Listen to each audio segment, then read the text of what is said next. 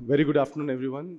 Thank you for joining in the audience for this particular session, the session on storage pathways. So we have been listening about CCUS, carbon capture, utilization, and storage. As you realize, in India's perspective, carbon capture and utilization has received a lot of attention. There are national centers, there are pilot projects, whereas we do not have anything on the storage side, on the piloting side. So we do not have commercial storage operations in India yet. Whereas we realize that around the world there have been many projects. There are several live projects where pure carbon dioxide sequestration is happening. Almost 500,000,000 tons of CO2 has already been injected in the deep-seated reservoirs, of which 425 goes for EOR and 75 million tons approximately for CO2 storage purposes. So we have really a fantastic panel of experts and presenters in this session.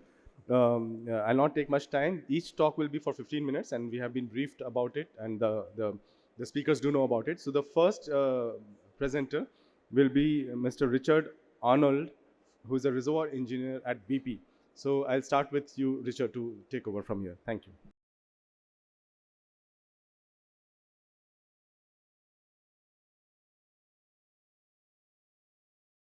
Good afternoon, everyone. So thank you for this opportunity to share our learning, our experience with you all. And at this moment, I will be presenting the research, the work that we have done together in BP. So the presentation will be titled Integrated Reservoir Modeling and Uncertainty Analysis for Optimizing Enhanced Gas Recovery and CO2 Sequestration at Tangguh. All right, before jumping into the topic, I'll be introducing what Tangguh really is. So Tangguh is one of the biggest and one of the most important gas development project in Indonesia. So you can see the map there, the map of Indonesia focusing on the Papua Island in which Tangguh is in. And then Tangguh is one of the largest gas producing field in Indonesia. You can see several important numbers there. So like the average production. So Tangguh at the moment is producing at average 2.1 billion standard cubic feet of gas. And through the 3 LNG plants with nameplate capacity of around 11.4 MTPA. And it supports equivalent to electricity needs of 50 million homes in Indonesia. And about 2/3 of the gas of the LNG it produces is exported to countries like China, Japan, South Korea, and Singapore. So pretty much Tangguh is really important sector, important gas producing for energizing Asia. All right, as a part of the development, the further development of Tangguh, we plan to incorporate the project with enhanced gas recovery project. So you can see three business purpose, business decisions that drive this project, this study. The first one is, of course, decarbonizing Tangguh. So Tangguh now, at the moment, has original in situ CO2 with concentration of around 11 to 15 CO2. So this is a really important project to decarbonize our asset. So we will inject and store CO2 at the initial stage of the development. And then simultaneously, we also aim to increase Tangguh production. So by injecting CO2, we hope that we increase simultaneously the production of the Tangguh. And then by setting up the EGR facility, we also hope to decarbonize beyond Tangguh, so to provide CCS service for other CO2 producers, basically. So you can see the concept there. Let's start with the subsurface there.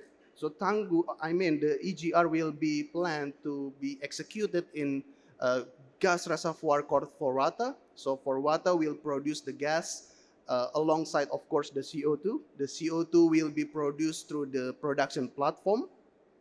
And then the natural gas alongside the CO2 will be transported to the onshore facility in which CO2 will be separated from the rest of the natural gas components.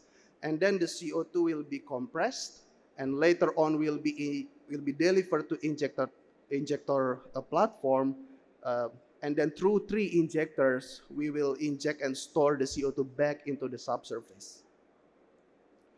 Right, this is another overview of EGR. You can see the Tangguh. So Tangguh is actually a complex containing several producing gas reservoir, including for water, the biggest reservoir there. And then we also have a Roabiba field, Wiriagardi field, and Ofaweri field, and also another quite far away from the rest, the Ubadari field. So again, the source of the reservoir, the source of the CO2 for this project is the reservoir CO2, the produced CO2 itself. Whereas the storage site will be the middle Jurassic upper Roabiba. So that will be the formation in which we will store our CO2. The location will we will locate our CO2 injector at the southwest flank of Forwata, around 12 kilometers from the onshore receiving facilities, or about 10 kilometers from the production platform. So that's the pipeline we are planning to deliver our CO2 through. And then the scale of the project is around 4 MTPA of CO2 at peak production. And this project includes the development scope of 3 injector wells and then 1 injector platform, 1 offshore CO2 pipeline, and onshore facilities for CO2 treatment, of course, and compression. And for the site description, in CCS, we have 3 key technical aspects. So it must provide sufficient capacity to store CO2, of course, and then containment, and then it must have sufficient injectivity so that we can inject our CO2 quite easily without, needing to high pressure at the surface. Okay, and Tangguh has or exhibits a very sophisticated properties to meet these 3 demands. It has huge capacity, containment, and very good injectivity. So the injection target for our project, again, will be the upper Roabiba sand. Right? It deposited in marginal marine setting. So we have observed a thickening profile to the south with thickness up to around 600 feet. So it's quite thick.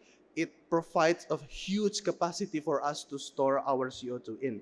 And of course, in the future, we expect to provide CCS service to store CO2 from other sources in this site. And then we also, of course, have a confident cap rock. So pretty much about containment, hopefully Tangguh can deliver the CO2 EGR project. So confident cap rock, a confident seal to protect and to contain our CO2. So we have multiple sealing stratigraphies in the overburden, as you can see in the cross section there. So we have multiple sealing stratigraphies that will provide a good and strong with good integrity structure to contain our CO2. And we also see no fault extension to the shallow bed. Okay, so we expect there will be no CO2 movement through the fault extending to the surface. So no fault extension to the shallow bed. And of course, large gas accumulation, which is the evidence of effective containment. As I said before, the original CO2 concentration is around 11 to 15.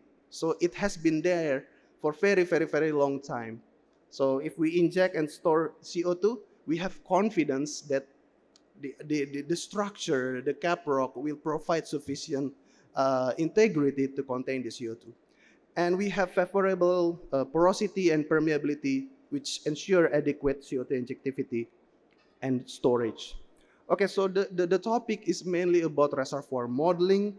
I hope we already know pretty much the concept of reservoir simulation. So, through all these steps, initialization, equilibration, and then sophisticated fluid data, and then static description, uh, relative permeability data from the key source of data rather than from some equation. So we have the solid data for it, and then we initialize our model, and then from that we construct our reference case, incorporating the well performance that has been a constraint with historical performance, and also the surface network that also has been constrained with historical data, the production and pressure data. We basically construct our reference case. But of course, having only single reference case is not sufficient to address the uncertainty and risk that is there uh, in our project. So we will proceed the reservoir simulation to the next project, which is the subsurface uncertainty and risk analysis, which is a very important section of studying the EGR. So in reference case, we will do several steps of uncertainty analysis, like one at a time sensitivity analysis, in which we will identify the key uncertainties that will impact the performance of EGR. And also after that, we will do ensemble modeling or combination modeling to assess how the interaction between uncertainty will impact the EGR performance.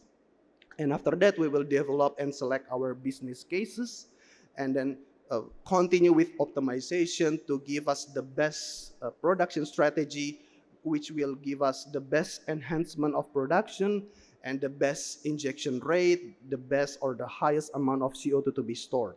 So after optimization, we also perform some extreme cases to ensure that our EGR development plan is robust across the wide range of uncertainties. So from that, we will have confidence to finalize or to conclude our Tangguh EGR development plan. Okay, so this is the result of the one at a time uncertainty analysis. So from this analysis, we now understand that there are several parameters or several variables that will impact significantly our EGR, which include a structure, a thickness, a rock quality. Right, that's the three highest impact uncertainty that will influence our EGR performance. So now we have a clear picture. We need to address or to understand the underpinning uncertainty which will influence our EGR, the structure, the thickness, and rock quality. But understanding the rank is not sufficient. We need to also understand how these uncertainties, these variables, these parameters influence or interact with each other, and how do they will impact the EGR performance. So from that, we understand the priority of the uncertainties. We will do basically ensemble modeling or combination modeling. So we will interact each uncertainties with another uncertainty. So basically, we will perform thousands and thousands of simulations so that we understand where is our high side or upside scenario, the downside scenario, and where is our reference case. So we basically understand, or we basically have the profile that will represent the wide range of uncertainty, that represent the risk that we are facing in developing our EGR project. So you can see, so across the thousands and thousands of cases that we run, in all those cases, we see that we always find cumulative production or incremental cumulative production. So we can say, at least from this assessment, when we do CO2 injection, we will always have production enhancement, at least from this uncertainty analysis that we have done. So interacting all the uncertainties, we still have cumulative incremental production. So production increase by injecting CO2. Why? Because CO2 basically will provide pressure maintenance and gas displacement, which will combine to result in production enhancement. And also the second key metrics that will define the performance of EGR, stored quantity. You can see in all of those cases, we always have positive CO2 stored quantity. So we can have confidence that across all uncertainties, we can always store our CO2. So good sequestration. And also we also check the CO2 concentration or CO2 breakthrough. Across those cases, we have about 3 to 5 years of CO2 breakthrough after the startup. So if we inject today, it will not be tomorrow the CO2 will break through. Okay, it will still be 3 to 5 years that CO2 will break through. So that's the bigger picture that we have when we do reservoir simulation combined with a subsurface uncertainty and risk analysis to have a robust EGR development plan. And of course, 1 minute to go. that's not sufficient for us. We want to also pressure test our development plan. So basically, we created several extreme cases like high permeability, open fault, and other cases. And again, the conclusion is the same. So we always have production increase, production enhancement, stored quantity, and CO2 breakthrough later 3 to 5 years. So that's the EGR performance that we understand so far. And also, when we do reservoir simulation, we can visualize the CO2 plume migration. So now we understand the direction of the CO2. So we can formulate our surveillance plan and optimization plan after we really understand in which direction the CO2 will flow.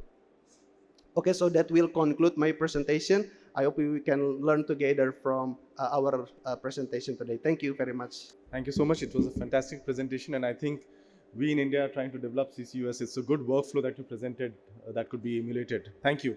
The next speaker for this in this session is Mr. Bhartindu Bhardwaj, who is a reservoir engineer at ONGC. Please come. Thank you.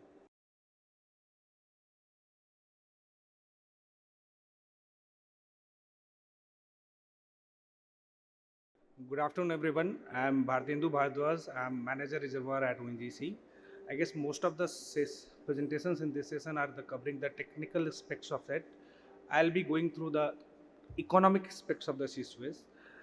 Throughout the presentation, I'll be exploring about how the pricing mechanism like internal carbon pricing, like cap and trade mechanism, and the shadow pricing works and how it has fared in the past. To start with, why do we all started talking about the carbon price? Let's say an example, we have a town where every household dumps their trash on the street. And initially it's a cost-free solution for everyone and it is not creating any problem. But all of a sudden the street will start overflowing and the air becomes unbreathable and the household property plummets like anything. So all of a sudden the town authorities comes into the picture and says that now either you have to reduce the waste or pay for it. So all of a sudden waste has a cost. So that is how it all started when we started during the industrialization, we started dumping carbon dioxide in the air, and in that time it was a cost-free solution and it was not having an effect on it. Later on, we thought that it is harmful to the humankind and we started pricing it and reducing the emissions. So, but the question is, what is going to be the cost of carbon capture and the storage? And on the top of it, who is going to pay for it? So the pricing mechanism comes into the picture so that the pollutants or the person who are emitting it is the part of the solution. So let's first start what is one of the market-based solutions that has been effective so far. First is the acid rain economy. In 1980s, there was precipitation issue in east of US and Canada. So many front page headlines and everything was covered with this. Until unless in 1990, Bush bought a Clean Air Act, which was a market-based policy. It was basically a cap and trade mechanism. 3 decades ago, it was a novel idea at that time. Initially, the lobbyists say that the prices of the SO2 allowances price is going to be somewhere around the $2,000 per ton. When this was implemented, the prices for a decade remained below $200 per ton, and then it went up and down due to the regulatory measures. Even the CO2 concentration from the 1990 to 2022, it reduced like anything in the east of the US. Then let's go through the 3 Nobel Prize winners and try to understand why the pricing mechanism occurs. First is the market failure of emissions. In this, basically, suppose we own a car and we are paying taxes in terms of the fuel taxes and the road taxes, but but whether we are paying the right amount of taxes, even if we are paying the right amount of taxes, whether it is being taken for the right cause. So what he says that once we are trying to keep the emissions in equation or with the social cost of the carbon and directing that money to the right cause, it can solve the issue. Second is the role of behavior economics. Suppose we pay a tax like road tax and fuel tax, and the tax receipt comes with a say that you are emitting this much of carbon dioxide, and if you are changing your mechanism or you are retrofitting your vehicle, the tax repeats say that this much amount has been refunded to you. This will change how we are behaving with the carbon emissions. Third is the power of incentives. Elinor said that share mechanism can work.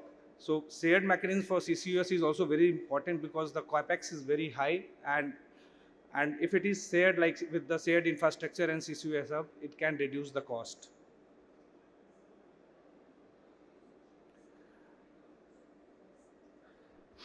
Shadow pricing is basically a hypothetical cost to the emissions that we have. It doesn't have a monetary value. To understand it, let's say there is a town in which a park is situated and a company offers to install an industry over there.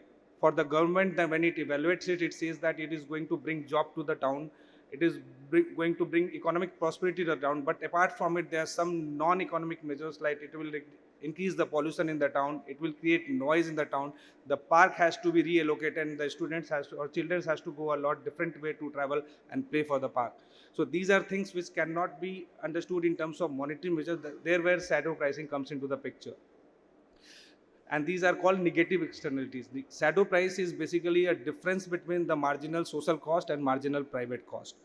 For example, Canada government employs a social cost of carbon to assess the economic impact of carbon emission in policy making. And for the projects that are coming, they do cost benefit analysis based on the social cost of the carbon.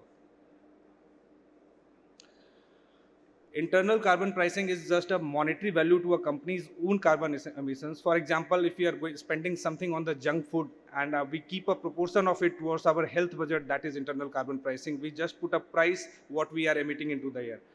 For example, Microsoft implements this our internal carbon fee, and with this fee, they based on the Microsoft sustainability report, they say that by 2030 they are going to be carbon negative in their supply chain.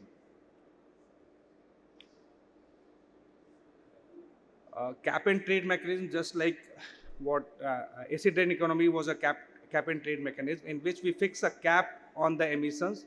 And suppose, for example, we have a 100 GB of data, and if we are able to use less of it, we can trade with our other friends. That is how cap and trade mechanism occurs. And over the time, this cap gets reduced so that carbon prices moves up, and we bring more and more of energy efficient technologies. For example, there is California cap and trade program that covers major sectors, that puts a statewide limit on emissions. So over the time, through in the last 10 years, the carbon price has moved from 10 to $30, and the emissions has also reduced by extent of 30-40%. Then another case study is corporate labor, where General Electric complies with cap and trade regulations in EU, and it has done it has invested into energy efficient technology that has somewhere to the tune of 500 million, and their emissions has also reduced by half or 1/3 or so in the last 10 years.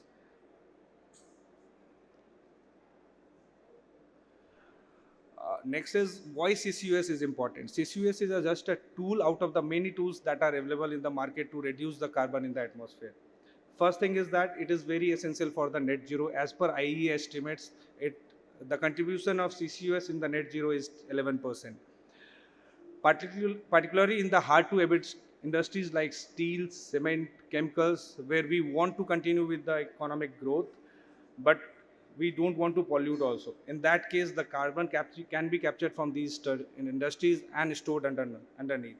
So this is going to play a very important part where in the state industries where it is very difficult to control the carbon. Next is the negative emissions.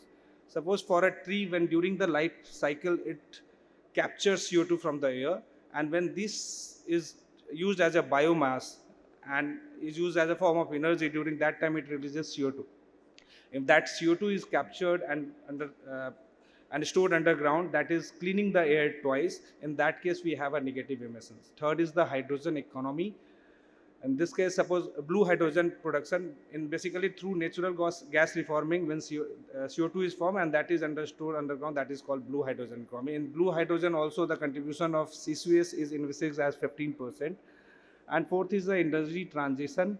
Like during the transition period, there are definitely so many industries which are based on the fossil fuels, and it will take time to transit from this to renewable. So over the time, CCUS can play an important role in reducing the emissions.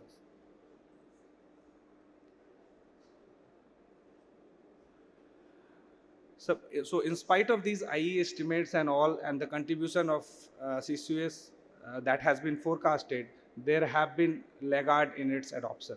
But why it is so? The main two factors is the high costs, and second is the regular uncertainty. The CCUS has picked up the pace in a place where there is a regulatory measures to adopt it. So there is a clear-cut gap between the current CCS deployment and the scale that is understood or measured by the IEA to meet the global targets. So even the estimated target for 2030, based on the current projection, we are not going to achieve the 30% of it. For next is like what kind of investment that is needed for it based on the estimates that we have.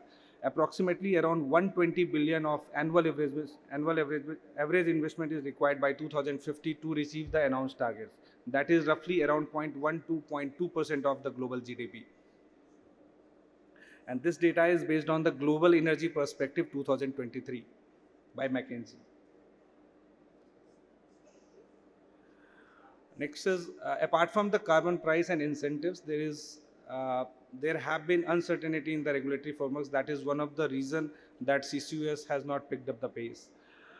There have been some policies like USA's 45Q tax credit, EU's innovation fund, and CCUS investment tax credit in Canada that supports CCUS deployment. And the carbon prices in these markets are also very low to make the CCUS viable. For example, based on the World Bank carbon pricing dashboard, for most of the CCUS projects to be viable, we need a price of somewhere around $100, either through the carbon price or the effective measures like EOR that can benefit the project. And it has been seen that the countries where regulatory frameworks has been established, like US, Canada, Norway, Australia, the projects has advanced in these countries. Now what I've done, all the terms that affects the CCUS project, we have created a VVA based model, and keeping the remaining variables constant, we can play with the two variables. Just like for in this example, the graph has been plotted between the cost of abatement and carbon price. When the carbon prices increases, cost of abatement decreases, and in the utilization rate is higher, the cost of abatement also decreases. Cost of abatement is just like abating 1 ton of CO2, including financing. For example, let's say we want to have lost weight. We want to do a weight loss program. There are many measures for it. One is we can have the pills. One is we can avoid the junk food. So for every aspect, there is a cost of abating 1 kilo of weight. Similarly, the cost of abating 1 CO2 from the atmosphere is called as leverage cost of abatement. And this economics can be run based on with the different parameters like carbon price, EOR revenue, capex over the period, OPEX and the utilization rate, and the infrastructure costs. So basically, based on all the estimates, that is thing is sure that CCUS is essential for achieving global net zero targets.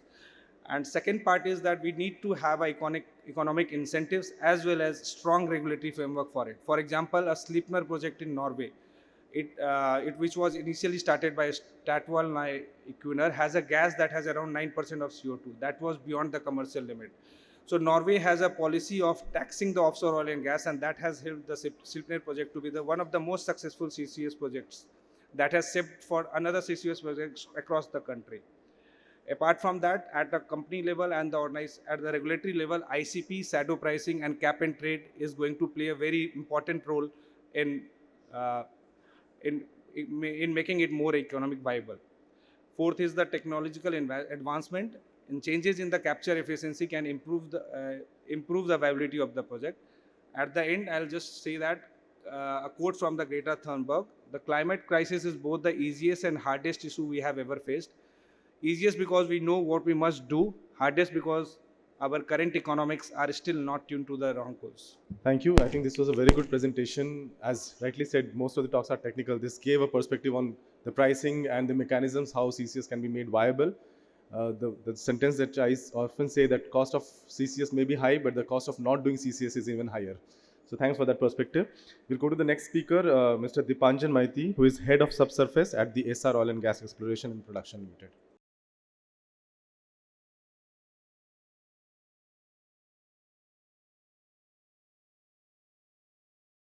Good afternoon, all. So today we'll be speaking about CCUS with a potential of enhanced CBM recovery. So we are working in CBM business, and it is the Raniganj East block, which is the easternmost Gondwana block at Indian Gondwana distribution. So we'll be discussing through the following agendas.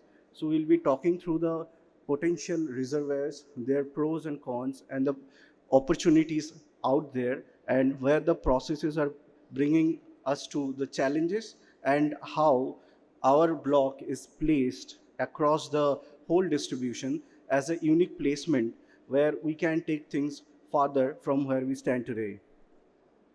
So as CO2 storage methods, so CCUS, there are three major things that when we talk about CCUS. First of all, how to capture the carbon dioxide, then how to bring it to the storage, and then where to store and how to store. So that is how we'll try to bring down the problem statement, and that is how we'll try to solve it one by one. So first, about the storage. So there are three very known processes. If we go just from the basics, one is geological storage, another is the mineral carbonation, which is a natural process. But when we take any natural process into a dynamic or a mechanical process, there is a gap of timing which we all need to understand, and that is exactly where the gap remains. Because when a natural process is brought on the lab, that is a process. When we convert it to on a field scale, that is a huge gap that we always face. And there is ocean storage, which is a quite established one, but the challenge is that we are trying to save the environment, right? We are trying to make it a better place for tomorrow, but with that, are we doing that? So that is where the challenge still remains with the ocean storage. But as we go for the geological reservoir, there are two aspects to this. One is just for the storage, which is like just to put the CO2 into the subsurface. But another aspect is where the opportunity lies. So for the opportunity, till now it is quite well established that EOR processes, which is like the drives the CO2 injection, that is kind of the processes that are going on across the globe. But when we come to CBM, when we come to the coal basins, so basically it gives an additional opportunity, because it is not only the best possibility of CO2 storage, because carbon dioxide has an like a preferred affinity towards the coal. But in this process, we also are able to produce additional methane. So when we talk about coal, it is not only about being able to store larger volume of methane, larger volume of CO2, but also be able to produce that additional volume of methane, which is a very critical for the point of view where we stand in terms of the energy transition. Because CBM is one of the most one of the most clean fossil fuel. So enhanced CBM would definitely take us through this transition that we are going through from the fossil fuel to the renewables. So when we talk about the opportunities, obviously EOR and CBM both has its own challenges and both has its own pros, right? When we talk about coal, the biggest challenge that we deal with is the permeability, because coal as a natural rock, it has a relatively less permeability, though it has a very good natural fracture structure. But the permeability becomes further more challenging when we inject CO2 due to the swelling of the coal. Now, that's exactly where we have to find a balance. So this reservoir dynamics that is there when we are producing methane, there is a reservoir dynamics that is going on, and when we are injecting CO2, it's just the reverse process. So find a balance in between is somewhere we have to find a solution. So where we find the opportunity, obviously the selective adsorption, right? Because CO2, when we compare the kind of adsorption at similar pressure and temperature condition, it is a more volume of CO2 that is getting injected that is getting adsorbed within the coal seam. In the process, it releases the methane, which comes in form of the additional recovery. So as a whole, when we talk about methane fields, their general recovery trend is are mostly between 35 to 40%. But with this additional recovery, we can definitely achieve another 5 to 10% of additional volume. And that is actually quite a large volume that we are talking about when we are talking about the fresh and clean fuel. Next, so I'll take it down to the challenges where it is coming out from the reservoir, but in terms of as a whole, as a CA, when we talk about CCUS, where we stand and what are the processes following, right? So as we started with the discussion, so there is one part of it, the source, where and how to capture the CO2. That is one challenge. I think a lot of work is going on presently in parallel to finding the solutions of storage. Second is capturing. So when we talk about capturing, it is directly linked to the reservoirs that we are talking. Third thing is the logistics. So if you have a source and if it has a larger distance from the storage reservoir, what you are thinking about, the subsurface reservoir, then it becomes a huge challenge because CO2 itself is a corrosive because of its corrosive nature. So whatever kind of logistics you find out, be it the tankers, be it the pipelines, there is a lot of challenges that are going to be there across the process with the time. And then there is another thing, that is you need a different set of infrastructure altogether in terms of the source as also in terms of the reservoir. So like for when we talk about reservoir is something that you cannot change, but how to inject and how to select those locations where to inject. So that is where your infrastructure has to be placed.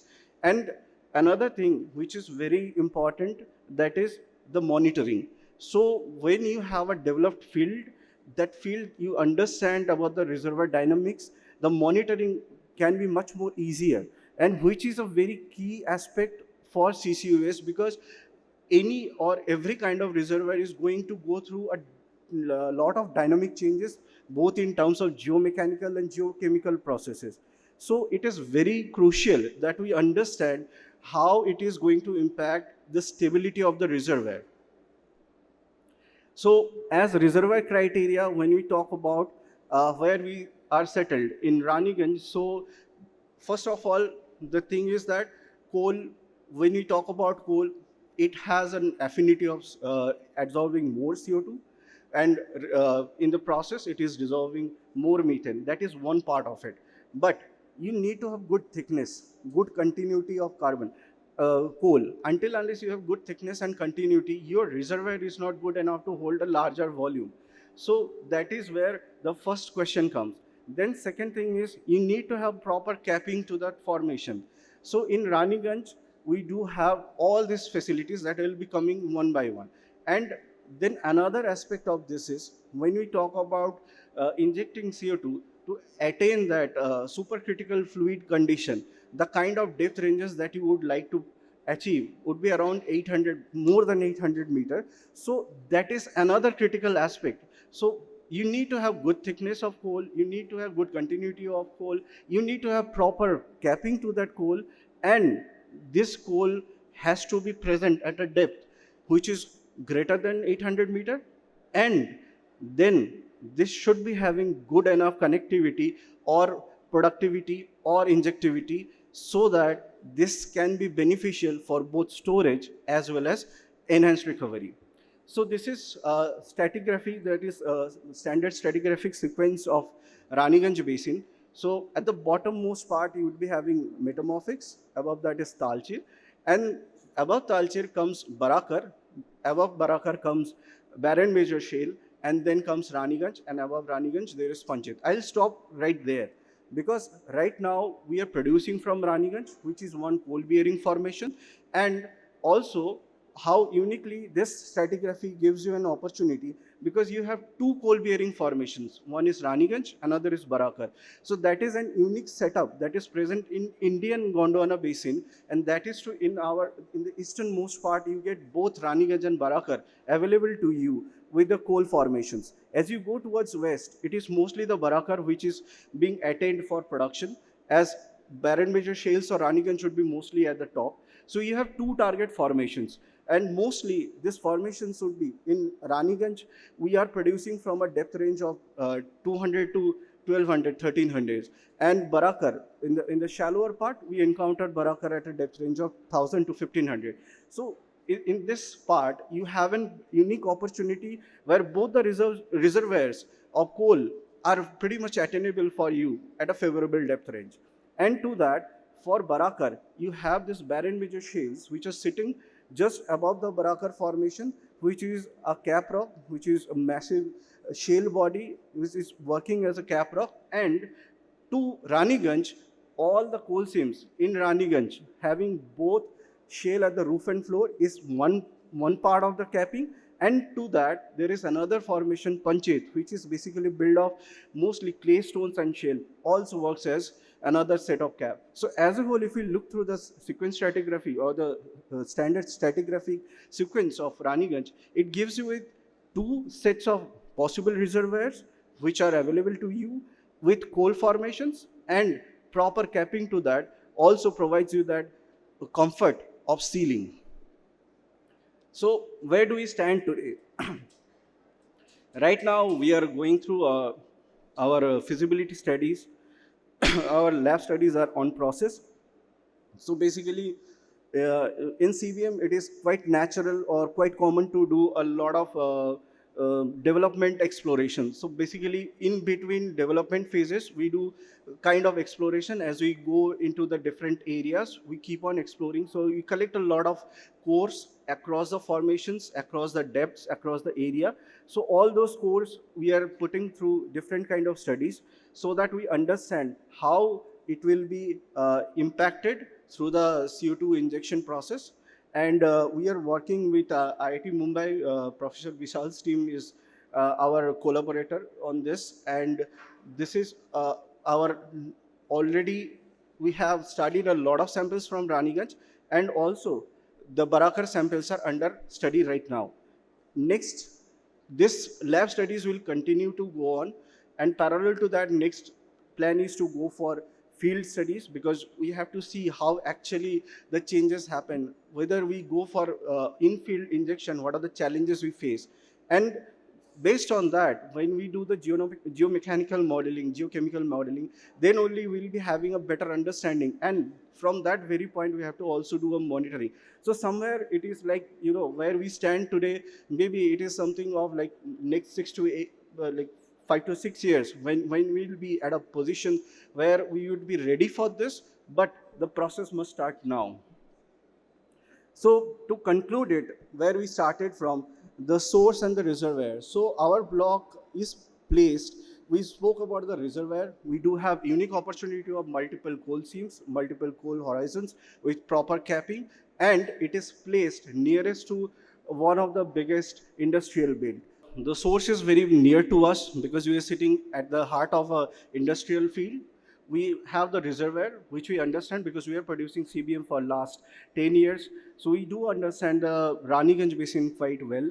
At least the Raniganj formations are quite well understood to us. And Barakar is something that we are under exploration.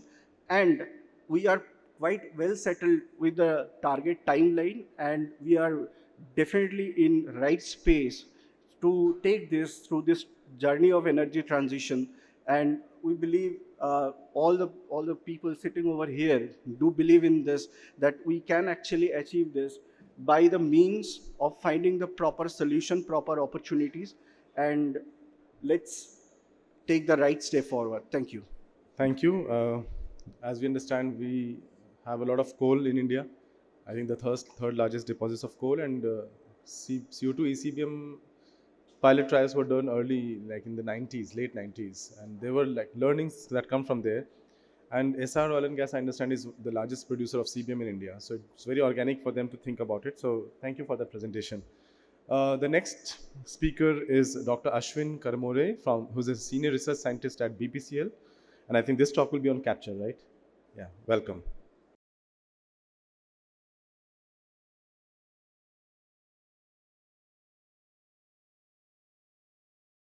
Thank you, sir. Good afternoon, all. I am going to present on my research work on process and energy analysis of innovative absorption process for CO2 capture.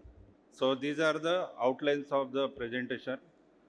We talked about basic introduction, then technology for liquid capture, then conventional, then reaction mechanism, followed by innovative process, which is the main highlight of this presentation. So, as we all know, there is a continuous increment of greenhouse gases, mainly composition of methane and CO2, uh, that leads to the global warming as well as climate change. So, in this connection, we do have carbon capture, utilization, storage is a vital uh, path to minimize carbon reduction as well as to achieve our net zero goal globally. So these are the technical option for liquid bed. This is basically the conventional carbon capture technology. So it categorizes into two ways, amine base as well as ionic liquid base. So in amine base, again, there is a category into four parts. Blended amines, which is with water, means aqueous phase, which is conventional process, industrial having. And then there is a non-aqueous amine solvent, where the only solvent is there, so less regeneration energy, but high solvent requirements are there. Then there is a biphasic solvent, where the phase splitting is there, rich solvent, lean solvent. Again, the energy efficient process, but it is in right now research stage. Then catalytic regeneration, it's basically the zeolites are mixed with the amines to regenerate the to lessen the regeneration cost. While in the ionic, so ionic is a very special liquid formula, or we can say complex, which leads to the CO2 capture, as well as there is a blend of ionic liquid and amine. So these are in the research stage. So we should focus, we will focus on this industrial conventional process. So this is conventional process. Basically, it has three parts: absorber, heat exchanger, and stripper. So, as we know that flue gas from the industry waste enters into the purification stage and then enters into the absorber column from the bottom, where solvent, fresh solvent enters from the tops, and then counter current mass exchange will happen, and then we have the CO2 loading, and that CO2 rich loading again passing from the rich and lean heat exchanger to the stripper column. And in stripper column, we have the CO2 dissolved. Pure CO2, we can, they are around 90% to 99%, depends on their regeneration energy as well as process. And then what is the drawback of this process is low CO2 rich loading, high regeneration cost. So we have to minimize this cost in the conventional or in the current era or in the current scenario, so that I have proposed some innovative process. And basically, these are the reaction mechanism for any amine base uh, CO2 capture. There are equilibrium reaction which are thermodynamically controlled, as well as kinetics, which are governed by the reaction rates. So there are a lot of scope of improvement in existing system. How to improve in that? That's the whole study of this current presentation. So high energy requirement in the conventional leads to the low energy demand, then low CO2 CO2 loading to high CO2 loading, especially rich. And what is the low CO2 cycling? Cycling capacity is nothing but the difference between the difference between the rich CO2 rich and CO2 lean loading, which is very important when we recycle it and when we operate in the cyclic manner or continuously. And then the conventional process, as we all know, it's a high energy demand, so less efficient process. So we have to try to convert highly efficient process. So this is all about the innovative process for CO2 capture. This process exists, or we can say cover basically the three stages. One is multi-stage circulation along with the parameter control to achieve the high efficiency high efficiency CO2 capture. Second is the rich solvent split, where the reduction will come in the regeneration generally.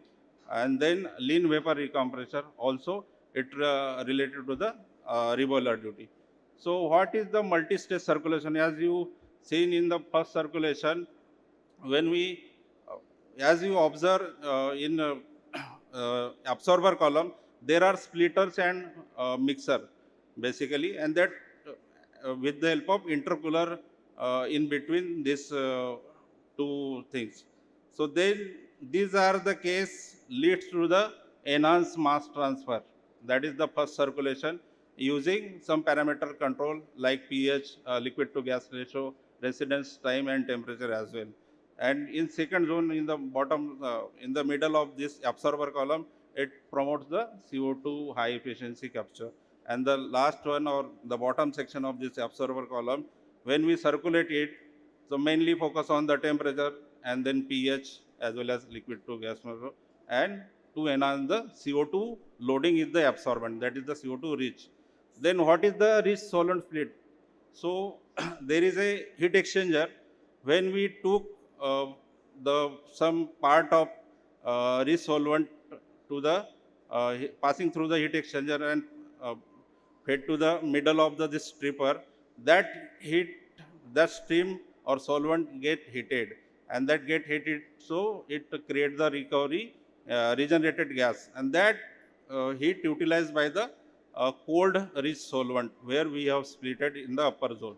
So in this way we can utilize in situ regeneration energy and minimize our regeneration cost to enhance the, or to we can say dissolve the CO2 to save the energy. Around 7.5% energy we can save by this modification, process modification, which is very important.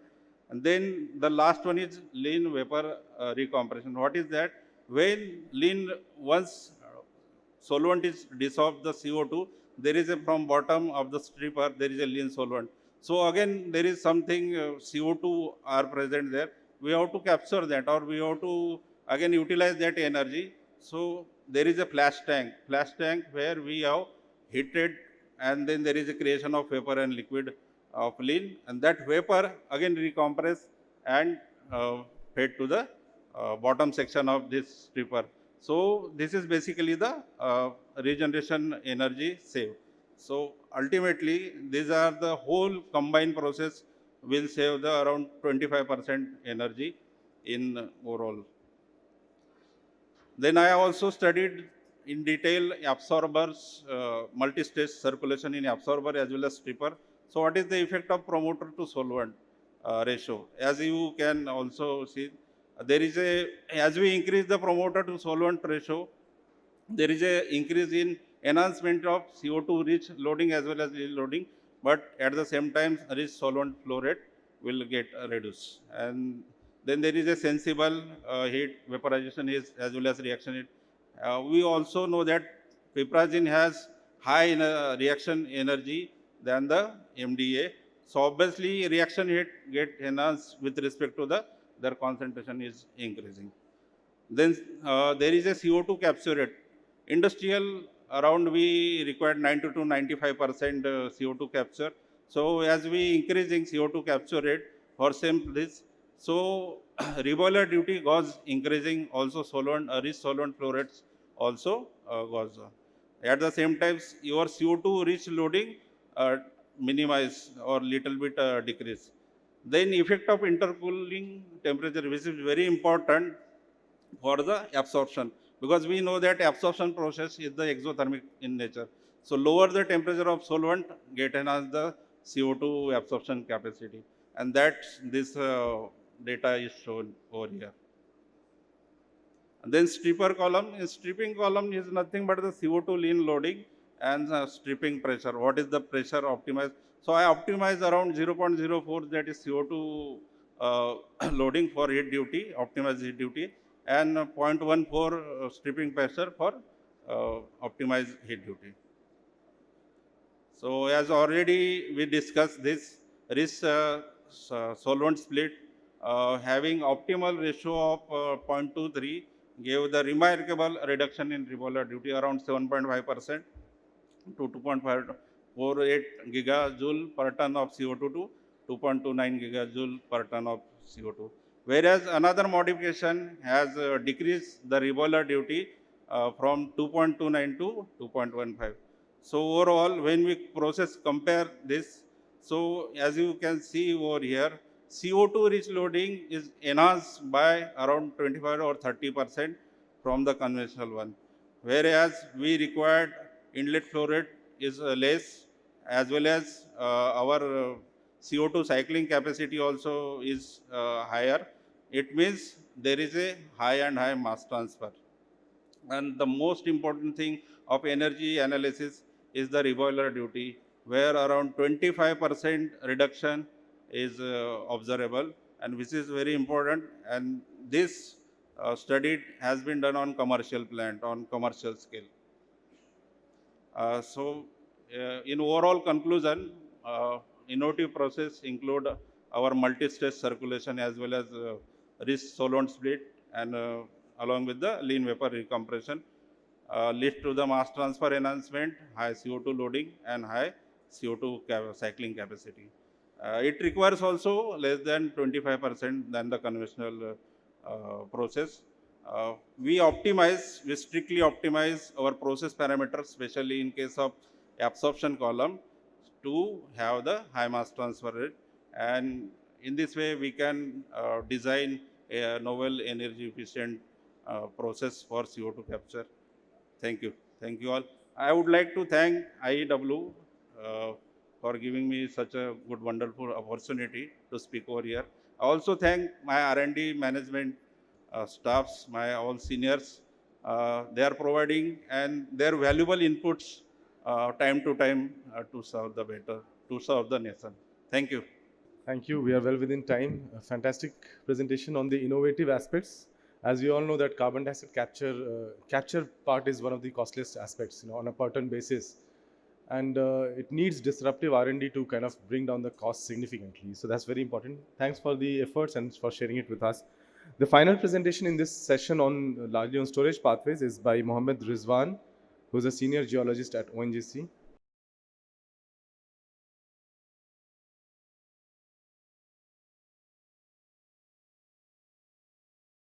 Uh, Thank you, sir.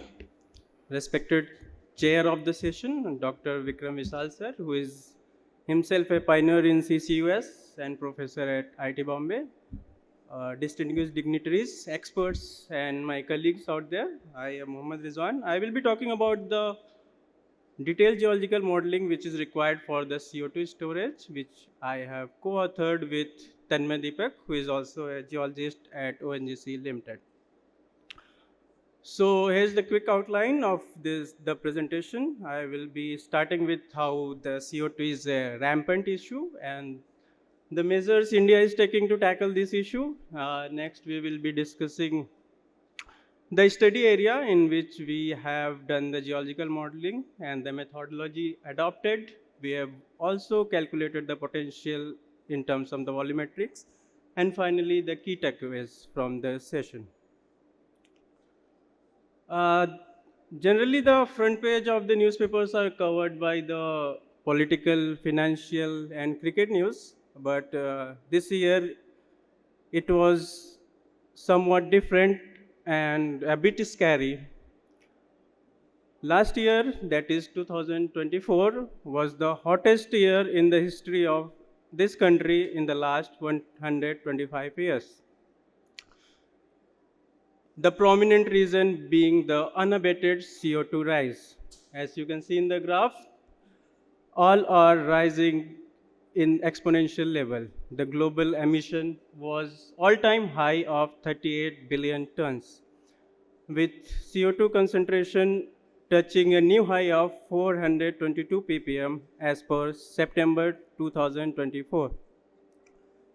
What is more concerning, if I may draw your attention to this orange graph, it shows the year-on-year growth in the CO2 concentration in the environment.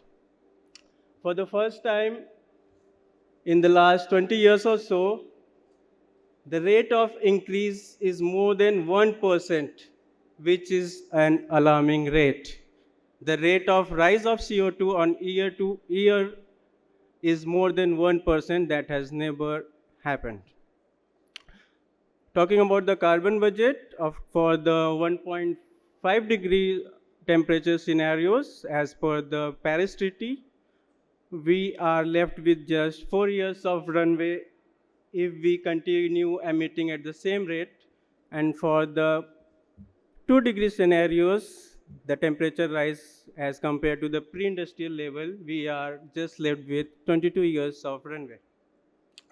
So what is India doing? Our Honorable Prime Minister has formulated the Panchamrit or five-fold strategy in which we have pledged as a nation to reduce our greenhouse emission by 45% by 2030 as compared to 2005. We have also pledged to achieve net zero by 2070. To accomplish, the Ministry of Oil and Natural Gas has formulated the roadmap where CCUS, carbon capture, utilization, and storage, has been conceptualized to play a pivotal role. Also, the IPCC, or the Intergovernmental Panel on Climate Change, and IEA, Indian International Energy Agency, considers carbon capture storage and carbon capture utilization and storage essential for keeping the global warming below 2 degrees Celsius. We do have a couple of projects in India, one in the Gandhar oil field and other in Assam in Naharkote oil field. CCUS sounds pretty simple, but it is not as simple as it seems. Of course, the basic idea remains capturing the CO2 from the atmosphere or industry and storing it underground in the geological formations. But the geological formations are complex. Hence, we require a detailed geological model to interpret and decipher the subsurface uncertainties. So, an attempt was made in one of the areas in the Mumbai offshore basin. Geological modeling was carried out in the basin field area of the Mumbai offshore to just reorient. This is the Bombay High, giant Bombay High. To the east lies the basin field, which is a gas field. Of course, the prominent reservoir is carbonate, but we do have clastic or sandstone reservoirs which lies unconformably over the basement of Paleocene to early Eocene age. Talking about the methodology adopted, we begin by reconstructing the geography or paleogeographical reconstruction, and then paleo-environment interpretation was carried out incorporating the well data of more than 100 drilled wells in the area. This includes looking into the cores, sidewall cores, palynological data, paleontological data, sedimentological data of the wells, and we model the same. The thickness of the so-called Panna formation, which is clastic, varies from less than 50 meters on the high to more than 1500 meters in the lows or the central graben part. Hence, the Panna formation was divided into 4 subunits using the sequence and seismic stratigraphic approach. This is seismic section through the higher part going into the lows. As you can see, the thickness of the Panna formation is high in the graben, and as you climb up, the thickness kind of diminishes. So talking about the unit 1, unit 1 is the deepest, thickest, and least widespread. It contains lots of sandstone reservoir. As you can see from the seismic section, the wells drilled in the graben only encounters this part. Rest on the highs directly encounters the basement.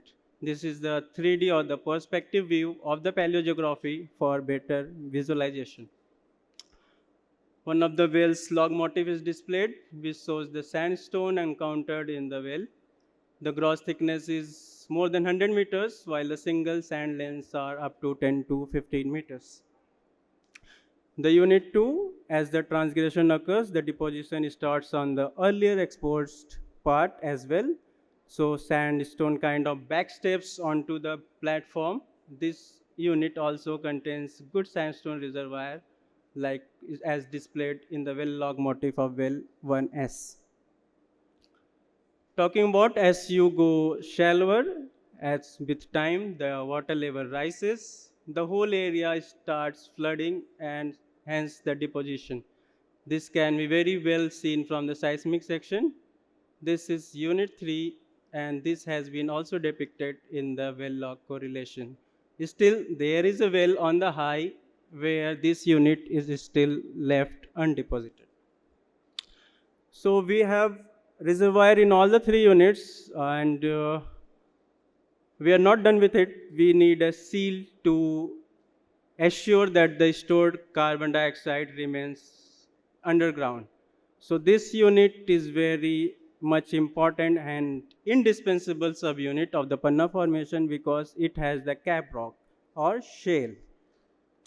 It is very much evident from the log motif displayed of couple of wells. It is mainly dominated by shale, which provides a very good seal rock or the regional seal of the area. So this is the total depositional model I talked of. This sums up. To reiterate, unit 1 is less widespread, but as sea level rises, the area gradually inundates and gets completely submerged by the time of unit 4, which is the youngest section. This model has been validated by drilling of couple of wells, which has given the desired result as modeled. So talking about the reservoir properties, this is the reservoir log motif of couple of wells. That sandstone can be seen having a good porosity of around 20% with a permeability reaching as high as 200 millidarcies, which are good enough for large storage and transmission of the CO2 underground.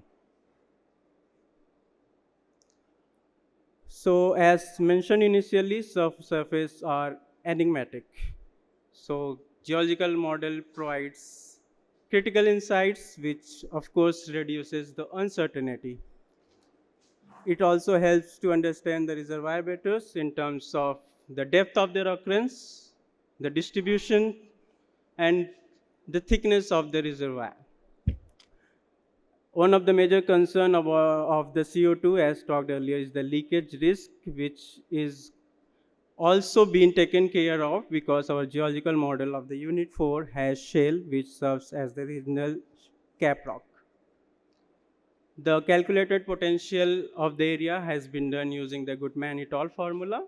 The area offers around 118 metric ton of CO2 effective storage capacity. Just to relate it to some numbers, currently we are handling around 50 metric ton per annum of CCUS. Sorry, carbon. So the key takeaways, obviously the mapping CO2 sinks are crucial step in carbon capture and storage, and this presentation emphasizes the same. Along with this static model as displayed, dynamic model can be developed to better monitor and assess the stored CO2. As you can see in the previous map, basalt was one of the major basement rock in the area, which can also offer additional storage opportunities in the area. It is just one of the area which India has for CO2 sink, and so we do have large areas and we have good potential as a nation. And of course, ONGCs with its extensive knowledge can play a very crucial role in achieving the net zero as envisioned by our Honorable Prime Minister. Thank you. Thank you. It was a very useful presentation to understand the potential of CO2 storage in one of the fields that we have in India. And as mentioned, because these are the areas from where oil and gas has been produced over decades, so we have a lot of data, we have a lot of understanding, previously built models.